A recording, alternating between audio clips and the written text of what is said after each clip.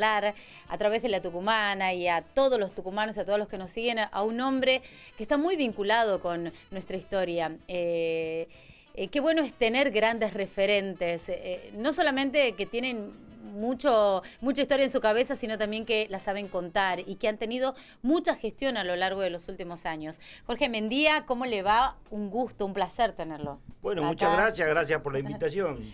Bueno, ¿cómo lo definimos a ver, la gente que nos está mirando y que nos está escuchando? ¿Cómo definimos a Jorge Mendía? Político, que algunos me confunden con historiador, porque bueno, para comprender la política que uno toma o las decisiones que uno toma en política, sí, tenés que tener un sostenimiento para atrás. Y bueno, a mí en algún momento me pasó algo muy puntual, que cuando yo era concejal, fui a buscar los referentes para trabajar fuertemente con mis principios, y bueno, encuentro a Irigoyen, pero Irigoyen siempre me mandaba más atrás, me mandaba a los padres de la patria, me mandaba a Belgrano, a Bernardo de Monteagudo, pero a Moreno sobre todo. Leerlo a Moreno me abrió mucho los ojos, porque encontré un 25 de mayo diferente al 10, y encontré el verdadero 25 de mayo, que es del 2009, el grito libertario continental, como es el acta de la independencia. Sí. Me gustó cuando llamaste la Casa de la Independencia. Algunos le llaman la casita histórica u otros la casa histórica, pero es la Casa de la Independencia, sí, y es la Casa de la Independencia de la Provincia Unida de Sudamérica, continental. Y cuando uno habla del continente, uno está hablando de una patria grande, de una patria fuerte. El pensamiento de todos nuestros padres de la patria siempre entendieron que había que hacer las Provincias Unidas de Sudamérica. Bueno, después vinieron otros momentos políticos al cual nos dividieron, nos dejaron una patria totalmente chica. Y hoy divididos entre peronistas, socialistas, radicales de izquierda, radicales de derecha, peronistas de acá, peronistas, sí, de allá, y socialistas de aquí, y socialistas de allá, sí, terminamos siendo todo un lote patriótico, un lote. Entonces esto también nos dificulta mucho la vida y nos impacta absolutamente a todos cuando algunos dicen, mira, yo soy independiente, no me interesa la política. A veces son ignorantes cuando dicen eso, porque yo no creo que sean independientes en lo que es la toma de decisiones para escuela o educación. No es independiente tomar la toma de decisiones para salud. Entonces todo eso te dice, yo soy independiente, o sea, no te importa. No, sí me importa. Bueno, eso es política. ¿Qué política tomamos en salud? Nuestros padres de la patria tomaron una política que era necesaria en ese momento, que era libertad, y sobre todo después de la libertad había que buscar la independencia, y después de la independencia había que buscar un sistema de gobierno. Una organización, claro. La organización de gobierno. Bueno, todo eso a nosotros nos ha ido cambiando en el tiempo, y hoy tenemos que pensar en base a esto cómo podemos unirnos, mucho más cuando la comunidad europea se compactó entre ellos. Sí.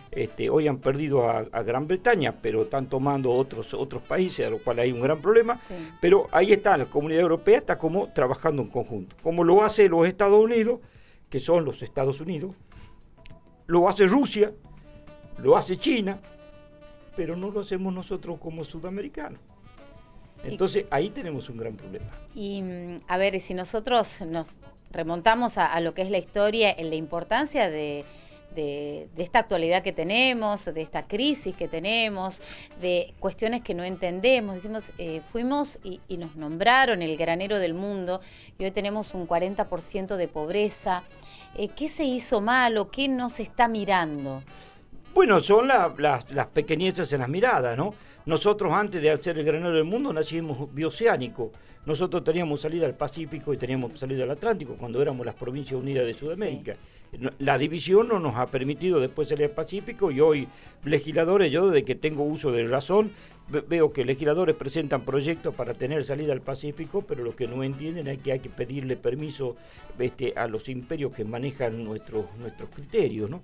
Y en esto del granero del mundo, yo entiendo que en algún momento, después de la Segunda Guerra Mundial, tuvimos una gran oportunidad en razón de que se podía vender ante el hambre que existía en el mundo por la misma codicia europea del momento de tenerlo todo. Y digo codicia europea, no dejo de pensar en un sistema de gobierno alemán, lo que era en ese momento, y otros más, mismo Italia con lo que era el fascismo y qué sé yo. Sí. Pero Lo que sí, nosotros necesitamos un país netamente industrializado. Y ahí vuelvo a la historia, cuando Tucumán era la provincia del Tucumán, que era la fuerte, que era la provincia pujante, o era el territorio pujante de nuestra independencia, nosotros ya teníamos lo que era el tema de las carretas.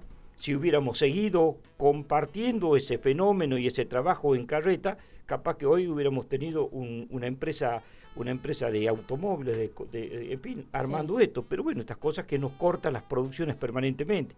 Fuimos el primer packing de naranja en la historia nuestra, bueno, también se nos cortó. Después fuimos, con el ingenio, fuimos la primera industria sudamericana, pero también hubo algunos problemas, porque no hay que olvidarse el golpe del 66. Del 66, el primer decreto que se firma son los cierres de los ingenios. Y fue claro, catastrófico. Claro, bueno, pero había en el mundo una movida a donde la grasa desaparecía en las comidas, o había que bajar la grasa porque era muy malo y se ponía el azúcar. Entonces los ingenios en el mundo, o sea, para los Rockefeller, juntaba mucho. Entonces, así como ha sido Rockefeller en el petróleo en el año 1930, cayó Irigoyen, pero en el 66 lo voltearon al Gran Ilia, por todo esto por el tema. Y el Gran Ilia era uno de los hombres que había puesto el 25% del presupuesto de la República en educación, y hoy tenemos el problemón que tenemos por falta de educación. O sea, estas cosas que vamos y volvemos, esto nos hace a nosotros que por más que seamos la gran industria, el gran granero del mundo, siempre nos va a ir mal. Jorge, nosotros, bueno, como tucumanos siempre levantamos la bandera y defendemos este 9 de julio, porque en coberturas nacionales el 25 de mayo decía, este es el Día de la Patria y demás, y nosotros sostenemos que el 9 de julio es la fecha de los argentinos. Por ahí cuando la gente me dice, se celebra el 9 de julio, el 25 de mayo, le digo, sí, es una cuestión de costumbre. Generalmente nosotros festejamos el día que nacemos, el día que nos gestaron nuestros padres. Bien. Entonces ahí hay un punto, ¿no? Sí. El día que nazco, bueno, entonces nosotros nacimos como independientes el 9 de julio, en un congreso, que era el Congreso de Tucumán, como se llamaba, pero un congreso soberano. Y no era un congreso argentino, como todo el mundo entiende. Era un congreso a donde estaba el Río de la Plata, pero también estaba el Alto Perú. Por lo tanto, era con una mirada continental. Y no estaba lo que era en esos momentos Venezuela, Ecuador, Colombia, lo que podemos llamar muy al norte de nuestra Sudamérica, es razón que todavía los realistas estaban ahí y estaban muy fuertes, estaban muy pertrechados. Y había un hombre que se llamaba el general José de San Martín que decía, deme el acta de la independencia para que yo pueda, porque era un militar que necesitaba órdenes como todo militar, necesita tener un papel y decir, por esto voy. Entonces él necesitaba pasar a Chile, que ya mantenía su ejército en Mendoza, pasar a Chile, tomar Chile e irse a Perú y desde Perú bajar, porque esto ya lo había conformado y lo había hablado con Belgrano cuando estuvo en Tucumán en el año 1814. Pero necesitaba ese instrumento que era la independencia. Ese Congreso soberano le da. Y ahí es cuando comienza. Entonces, cuando por ahí alguno dice la independencia argentina, termina diciendo, mira, es como agarrar que decir Maradona ha sido muy bueno en Argentina solamente, o Messi es muy bueno en Argentina. Y por decir, lo achicás mucho porque nuestra posición o la posición de estos grandes hombres por hombre fue mucho mayor. Esto es que lo hace grande a Tucumán. Yo anduve por muchos lugares de Sudamérica y cuando yo decía soy de la provincia de Tucumán era Tucumán. Es como que algo le sonaba, claro, te suena el acta, te suena tantas otras cosas. Hombres como le sonaban, hombres como el de Ponzo las Muñecas, te suenan hombres como el mismísimo Alberdi, suenan tantos hombres o tantos nombres que es muy fuerte. Entonces achicarlo ese Bernabé Arauz empezó a sonar mucho también en estos últimos años. Bernabé Arauz es un hombre que, mire, muy pocos saben que el 8 de octubre del año 1814, el momento que estuvo San Martín acá con Belgrano en la provincia de Tucumán, en el único lugar que donde se miraban cara a cara, porque nunca más ellos se miraron cara a cara. Así ese lujo que hoy tenemos nosotros de que yo te estoy mirando a vos me miras a mí, en ese momento lo tuvo San Martín con Belgrano acá en Tucumán. Bien, eso decía, Belgrano lo decía, mira, acá tengo un gran hombre que me ayudó mucho, que se llama Bernabé Arauz, hizo esto. Y San Martín dice, bueno, entonces quiere decir que no hay 10 como él en toda Sudamérica. No lo hay, 10 como él en toda Sudamérica no hay. Y le demos un premio. ¿Y el premio cuál era? En ese momento estaba Posada, Gervasio Posada, estaba como de director supremo de las provincias, y en un momento dado le dice, bueno, lo hagamos gobernador de Tucumán, pero hay que crear la provincia de Tucumán. Entonces, el 8 de octubre del año 1814 se crea la provincia de Tucumán por pedido del general San Martín y Belgrano a Posada, que firma el decreto. Y es la única provincia de la República Argentina o de Sudamérica, decirte, que se crea por ser tan merecida. Y de ahí viene la palabra benemérita ciudad. La benemérita ciudad. Ese merecimiento crea nuestra provincia. Y nuestra provincia se crea con 3 ciudades: Santiago del Estero, Catamarca y Tucumán. Sí. Y queda Salta, Jujuy y Tarija para la provincia de Salta, el 8 de octubre de 1814. Somos la provincia creada por honores, por mérito. Y los tucumanos no sabemos. ¿Y a nombre de quién ese honor, ese mérito? Nada más y nada menos que el gran Bernaberao. ¿Pedida por quién? Por el gran líder José de San Martín y el gran conductor Manuel Belgrano. Esas son las cosas que nosotros no vemos. Y nuestra Casa de la Independencia, eso cobijó y en eso puso. Pero también no tan solo puso nuestra independencia y nos dio soberanía, también nos da la bandera, porque el 20 de julio, y aprobada el 25 de julio, nos da la bandera celeste, blanca y celeste, que hoy le llaman bandera de ornata, a lo cual yo dije, la bandera de ornata creada por el Congreso de la del Congreso de 1816, eso no es ornata, eso es una bandera histórica, celeste, blanca y celeste, sin el sol. No había que poner símbolo porque ya la Asamblea había dicho, sin símbolos, por favor. Entonces, en esos trabajos y en esa fortaleza, podemos decir, bueno, Tucumán ha sido grande. Hay otra que es muy, yo lo pongo así como detalle a veces porque la gente tiene que comprender cuál era la importancia de ese congreso. Nosotros celebramos Santa Rosa de Lima. El 30 de agosto. Agosto. Santa Rosa de Lima es un decreto que sale del Congreso de Tucumán. ¿Pero por qué? Porque la Virgen que cobijaba o que la protección de Sudamérica era Santa Rosa de Lima. Claro, es nuestro Congreso. Para eso sí somos continentales, pero para las actas políticas no, para las actas económicas no. Sí. Entonces, esta es la diferencia que hay. Cuando tocamos, a lo cual soy católico, apostólico romano, pero yo creo que a todos tenemos que mirar con la misma vara. Entonces, nuestra acta es continental, no es nacional. Somos las provincias, o la Argentina, las Provincias Unidas de Sudamérica, somos todo el continente sudamericano. Y ahí viene algo que uno dice, la fortaleza que necesitamos. ¿Cuál es la fortaleza que necesitamos? Necesitamos ser unidos, Sudamérica, para poder enfrentar estos bloques políticos que existen en los Estados Unidos, en Rusia, en China, en Europa. Si no, somos juguetes. Y Jorge, usted hablaba hace un momento de la bandera, y también acá aparece, bueno, hoy cada vez más presente, sobre todo en los actos escolares. Hay colegios, vi una escuela pública en un desfile por el 20. Ahora están, más allá de la bandera tradicional que conocemos, la bandera de Macha aparece mucho hoy. Bueno, en nuestra enseña provincial fui autor de esa ley. Es una bandera que encontramos, y digo encontramos porque yo no la encontraba en los libros, pero encontré físicamente, la encontré en Sucre, en la Casa de la Libertad. Casa de la Libertad hoy está en lo que se llama Sucre, pero esa ciudad antes se llamaba Chuquisaca. Chuquisaca esa casa era la universidad a donde habían estudiado hombres como Moreno, Castelli, Monteagudo, entre otros, habían estudiado, y 33 de los 33 congresales eran abogados que salían de Chuquisaca y que tenían con la idea independentista. Ahí está la bandera. Donde nació José Mariano Serrano, nuestro primer secretario político de la provincia de Tucumán, cuando se crea el gobierno de Tucumán.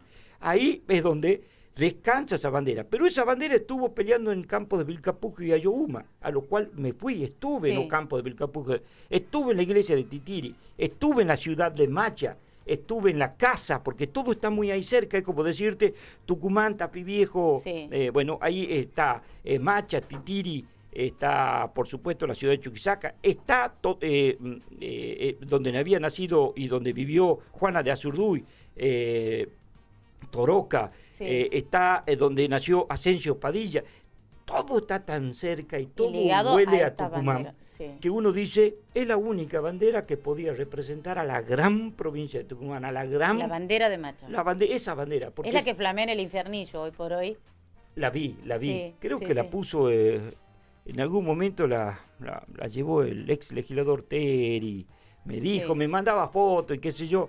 Bueno, es una bandera de lucha, es una bandera de independencia, es una bandera que conoció batalla, es una bandera que flameó en victoria, es una bandera que se representa por su necesidad de ser independiente. Es una bandera que tocó absolutamente todas las naciones que hoy componen nuestra Sudamérica. ¿Por qué digo esto? Porque todos hablan de los colores blanco y celeste. Los Claro. colores que llevó Belgrano, esos son los colores. Bueno, después celeste y blanco, blanco y celeste. Sí. Pero la carta de Belgrano dice muy clarita. La mandé a hacer blanca y celeste. No dijo celeste y blanca, dijo Claro, blanco y blanca y celeste. celeste. Muchos editoriadores le cambian la partecita esa y le Sí. ponen celeste y blanco. Sí. Pero bueno, es como nuestra primera escarapela, que no hay forma de discutir esa. Nuestra primera escarapela es un blanco con un botón celeste en el medio. Blanco y Listo. Ahora, esa escarapela, por ejemplo, esa escarapela, una escarapela histórica, no es una insignia nuestra que respetemos. Claro. No, bueno, con todos los modelos y demás. Entonces, estas son las cosas que creo que nosotros... Y uno dice, che, Mendía, pero eso de historia no tiene que ver, mira, la identidad es mucho. Porque yo soy una persona, mi contextura física es alta, soy morocho, tengo los ojos de tal forma, tengo una nariz así, y eso no me representa que yo he nacido así, sino representa lo que mi padre y mi madre me trasladaron. Pero mi padre vino de mi abuelo vino de mi bisabuelo vino... Y puedo decir, todo eso es historia, pero acá estoy, esta es parte de la historia, por lo que no soy ni bajo, ni rubio, ni ojo celeste, ni qué sé yo, ni qué sé tal. En la política es igual. Pensamos lo que pensamos porque alguien nos ha transmitido algo. Y algo nos gustó y lo asumimos y lo tomamos. Entonces, esa identidad no hay que perderla, porque si no, nuevamente son como, dice un amigo siempre, como el gato juega con el mísero ratón. Sí. Tenemos que ser fuertes y tenemos que saber. Si nosotros tenemos convicción de lo que somos, difícilmente nos toque. Estamos con el gran Jorge Mendía. Él es uno de los políticos que más conoce nuestra historia, la historia de nuestra patria Muchas grande, gracias, la historia de nuestro Tucumán. Nosotros vamos a continuar charlando con él, vamos a ir a una pausa cortita aquí en La Tucumana y vamos a volver porque quiero preguntarle de la Casa Histórica. Él un hombre que estuvo siempre muy ligado con este monumento nacional y ha tenido que ver y mucho con las verdaderas puertas, las originales de nuestro museo. Y también quiero preguntarle sobre el Parlasur. Bueno, ¿vamos a la pausa? Ya venimos. Comunícate con nosotros, 3813-623-581. Nuestro WhatsApp, tu radio. Desde Tucumán para el mundo, por eltucumano.com.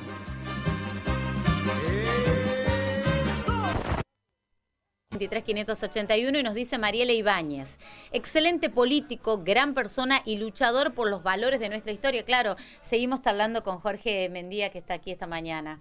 Así que bueno, mensajitos que le llegan para usted. Muchas Jorge. gracias. Bueno, Jorge, antes de la pausa hablábamos de la Casa Histórica, de este monumento nacional tan importante para todos, pero también mucho hemos escuchado, hemos leído sobre las puertas originales de la Casa Histórica y la verdadera odisea que fue traerlas a Tucumán, porque no estaban acá. Sí, a ver, nosotros teníamos un grupo Sí. que nos dedicábamos a los estudios regionales y bueno... A todo lo que tenía que ver con nuestra historia. Y valorizar lo que era la región. Sí.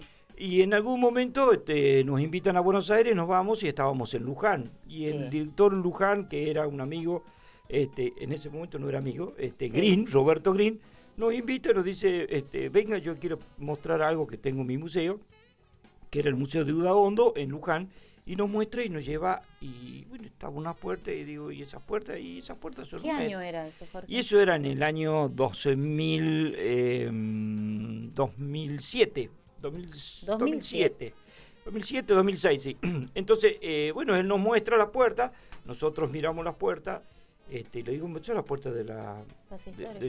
claro, de la Casa Histórica, esto soy un testigo del Congreso de Tucumán, y me dice, efectivamente, y bueno, me empieza a contar la historia de que había un... Las puertas de la casa histórica, las verdaderas estaban en Luján. Estaban en Luján. Y entonces ahí me cuenta que hubo un gran hombre que rescataba las cosas de valor, que se llamaba Ñeco, que Ñeco compró en una demolición en Tucumán, compró las puertas, le vio la importancia, él llevaba todo y acumulaba todo en San Juan, puntualmente muy cerca de Caucete, ahí tenía absolutamente todo, pero Ñeco ya vivía en Europa y en algún momento Ñeco sabía que no volvía más a la Argentina y siempre pensaba en las cosas que había dejado.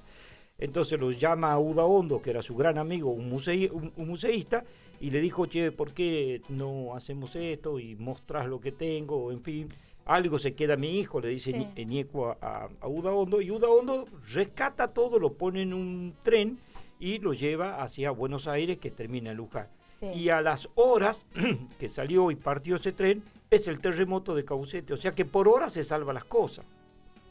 Entonces, bueno, a partir de ahí se muestran esas puertas cuando se hace el Museo de Udaondo. La provincia de Buenos Aires pone mucho dinero y hace ese gran museo que es el Museo de Udaondo, y bueno, empiezan a mostrar estas cosas, hasta ahí las puertas.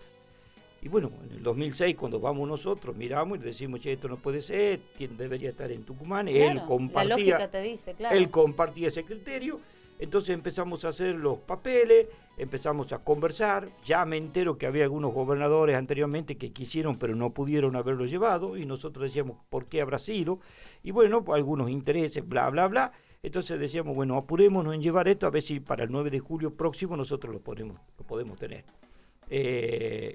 Esto fue en el 2007 porque era el último año de mandato y la última visita de Néstor Kirchner como presidente de la Nación. Sí.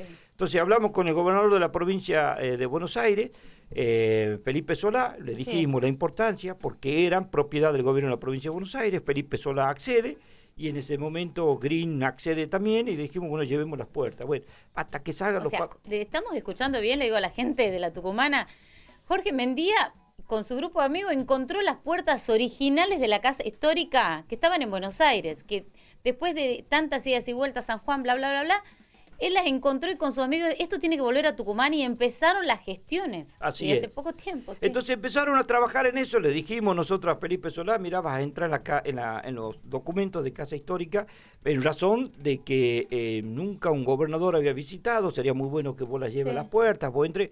Bueno, Felipe Solá accedió, tanto así que él vino ese día, entregó las puertas, pero claro, los papeles tenían su tiempo y nosotros teníamos otros tiempos que eran mucho... Las puertas llegaron más rápido que los papeles. Ahí hubo un gran problema, porque cuando se entera Nación de todo esto y se entera el Museo Histórico Nacional, hizo un lío, pero ¿por qué hace el lío? Después me entero yo de esto, porque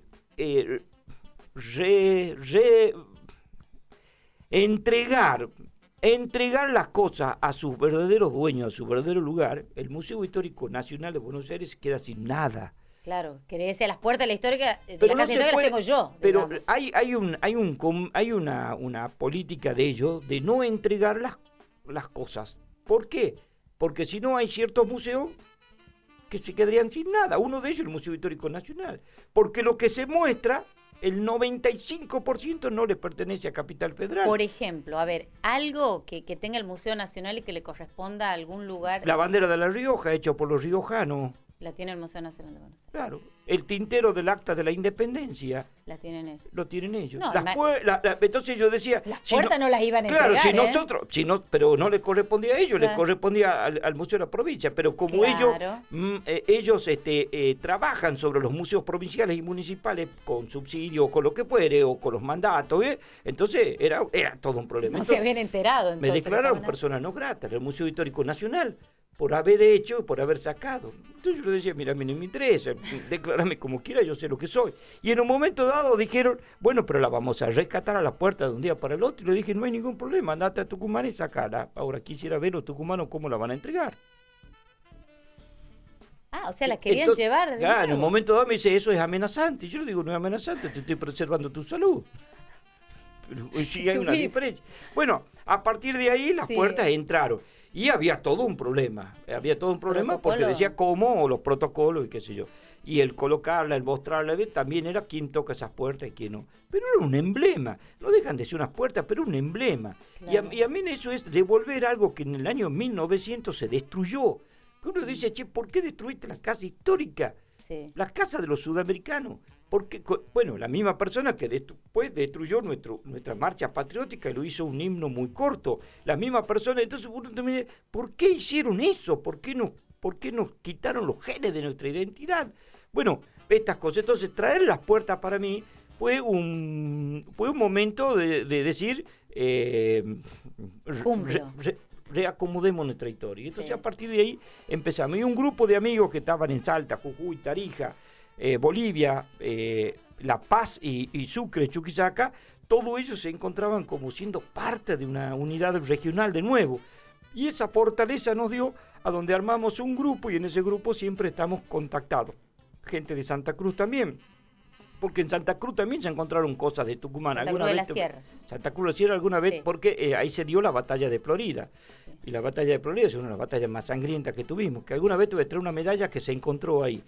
Que tengo la fotografía. Nos tiene que invitar a su casa. Yo quiero decir, Jorge Mendía tiene un museo valiosísimo en su casa que vamos a mandar un móvil, le decimos al productor. ¿Cómo no? ¿Nos va a invitar? Sí, para cómo que no, cómo todos no. podamos verlo. Sí, y va a haber mate también. Así que... Mate, bien, bien. Bueno, entonces, bueno, pasó eso con las puertas. O sea, encontramos esa identidad regional y todos nos sumamos, ¿no? Tremendo. Y estamos es todos... tremenda la historia y este aporte grandísimo que nos pueda contar y que todos los tucumanos lo podamos conocer.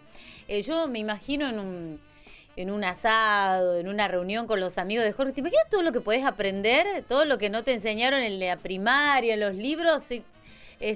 Maravilloso, la verdad que es una charla hermosa que... no es para un programa, Jorge, la verdad, pero antes de despedirlo quisiera preguntarle sobre el tema Parla Sur, porque tal vez muchas personas escuché alguna vez Parla Sur y después no volví a escuchar. ¿Qué es esto y la importancia que tiene? El Parla Sur, su misma palabra lo dice, solamente que está abreviado, es el Parlamento Sudamericano. Listo, ese Parlamento Sudamericano, también entra ahí un gran hombre que es Bernardo de Monteagudo. La última batalla fuerte ha sido en diciembre del 1824, que es la batalla que tiene Sucre y la batalla de Ayacucho, diciembre. Enterado de esto, Monteagudo dice, ya está, los realistas se fueron, le pusimos un barco, lo sacamos a todos los que quieren estar con España, a la miércoles todo se vaya. Dice, bueno, pero ahora hay que pensar en cómo gobernamos. Entonces él se pone a escribir lo que era un congreso sudamericano. Y en menos de un mes lo matan y lo culpan que es por el tema de mujeres, cuando es un tema político. Y no permitieron nunca que Sudamérica... Muchos próceros lo culpan que murieron por tema de... Bueno, generalmente a todos los independentistas los matan, ¿no? Sí. Y meten a alguna mujer en el medio. A Castelli por su oratoria le dicen que tenía un cáncer en la lengua y le cortan la lengua. A Moreno lo envenenan. A Bernaberao lo fusilan. A Güemes también lo matan. San Martín se tiene que escapar, a Monteagudo lo matan y Bolívar termina enfermo y muerto porque estaba como exiliado y buscado.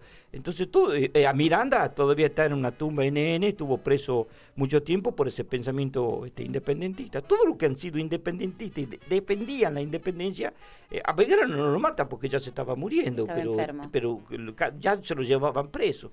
Entonces, estas son las cosas. Pero bueno, vuelvo a Monteagudo y vuelvo al Parla Sur. Cuando él está armando ese documento, antes que lo termine y antes que lo ponga en práctica, termina siendo asesinado. A partir de ahí nunca más se habla de un congreso. Ya habían cerrado el congreso del 16, o sea, el congreso de Tucumán ya lo habían cerrado, no permiten hacer un congreso sudamericano, y todavía los historiadores nuestros, los hombres políticos nuestros, niegan que nuestra acta de independencia sea continental. Entonces tiene que salir después del Mercosur, que es el mercado sudamericano. Claro, que ahora se está reuniendo en Iguazú. Claro, pero ese es el mercado. Eso lo trajo Alfonsín. Entonces, cuando arma Alfonsín el Mercosur, con otros hombres como Brasil, Paraguay y Uruguay, cuando habla del Mercosur, después tiene que venir algo que acomode nuestras leyes, que es el Parla Sur. Y es donde hay discrepancias con eso. ¿Y por qué hay discrepancias? Porque, claro, es muy poderoso ser digamos, una fuerza política continental. Yo siempre pongo el ejemplo, porque a todo el mundo le gusta hablar de Malvinas. Yo digo, imagínense que Malvinas no sea Argentina. que Malvinas Sí. no sea argentina, que Malvinas sea sudamericana. O Sería sea, otra la fuerza. otra fuerza, que Chile sea, o sea, que Malvinas sea parte de Chile. Ya no creo que los chilenos lo ayuden a los ingleses. Que Perú sea, entonces, que Ecuador, que las Guyanas, que Brasil, que todos sean parte de ellos, que se sientan dueños de ellos. Como así nosotros, ¿qué pasa si nosotros los argentinos somos también parte de las Guyanas donde hay colonia todavía? Exacto, sí. Entonces uno termina diciendo, bueno, esa es la fuerza que otros imperios quieren destruir. Entonces siempre nos van a poner insidias para que no nos entendamos. Entonces, ir al Parlamento Sudamericano o al Parlasur sin esta concepción es únicamente ser fieles vasallos para serviles para lo que yo siempre llamo las águilas, para no llamarlo sus pueblos, son las águilas norteamericanas, el oso ruso, digamos, el los león. Los intereses económicos que tienen en nuestras tierras. El león inglés o el león español, el dragón chino. Y nosotros, ¿qué somos? Una paloma. Entonces hay que volver al gran cóndor que fue en su momento San Martín, Belgrano, Bolívar, ese gran cóndor que miramos a Sudamérica de tan de arriba, y esa fortaleza sí. Y con el gran cóndor nosotros ya podemos pelearle al oso, podemos pelearle al dragón, podemos pelearle al mismísimo león, que ya lo matamos. ¿Cómo era la expresión que tenía a sus pies rendido un león? Sí. Era parte de nuestra marcha patriótica, a sus pies rendido un león, y estaba clavado con una lanza puesta por una originaria, y eso fue un dibujo que se hizo en los Estados Unidos para cuando se celebraba en el año 1812 nuestra marcha patriótica. Sí. Entonces, 1802. Por ahí digo esto. 4 años antes. Claro, y te digo esto porque en algún momento algunos piensan, por Dios, de que León va a volver a dominarnos o León va a volver a hacer buenas políticas. Y sí, me refiero al imperialista Milley cuando viene con la imagen del león británico. Que eso es. Es la importancia de conocer nuestra historia, señores. Y la importancia de conocer lo nuestro para no volver atrás. Y estamos hablando de no volver en este siglo, estamos hablando del nacimiento de nuestra patria y la lucha que han llevado adelante nuestros grandes. Qué gusto y qué lujo nos hemos dado, Jorge. Gracias. Muchas gracias. Para mí también estar acá es un lujo. Gracias. Nosotros nos hemos dado el lujo, vuelvo a decirlo, de tener en nuestros estudios al gran Jorge Mendía. Dice, yo soy político, no me denomino historiador, pero cuánto sabe de nuestra historia, que es fundamental para nuestro presente, ¿no? Y sobre todo me ha quedado grabado cuánto ha tenido que ver este hombre con la recuperación de las puertas originales de la Casa Histórica. Ha peleado contra todo, contra el Museo Nacional, y lo que es nuestro ya está aquí en nuestra provincia. Y con ese orgullo vamos a celebrar este 9 de julio. Nuevamente gracias, Jorge. Gracias. Paso ahora por un negocio, compro hierba y te espero en el museo. Dale. Muchas gracias. Tenemos la invitación con Jorge Mendía. Con este lujo nos despedimos de esta jornada de martes en la Tucumana.